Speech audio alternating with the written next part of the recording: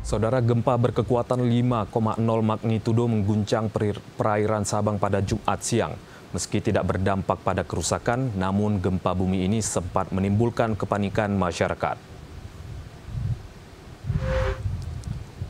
Gempa bumi bermagnitudo 5 skala Richter mengguncang laut kota Sabang pada Jumat siang pukul 12:33 waktu Indonesia Barat.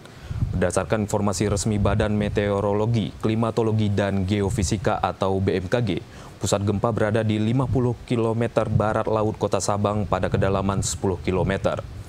Meski hingga saat ini belum ada laporan kerusakan atau korban dampak dari gempa tersebut, namun gempa bumi ini sempat menyebabkan kepanikan warga di wilayah kota Sabang. Pihak BMKG juga menghimbau warga untuk tetap waspada terhadap kemungkinan gempa susulan, meski saat ini belum mengeluarkan peringatan lanjutan. Gempa bumi dengan magnitudo 5 skala Richter termasuk dalam kategori gempa sedang. Dampak gempa juga dirasakan warga di wilayah sekitar pusat gempa, seperti kota Banda Aceh dan sekitarnya.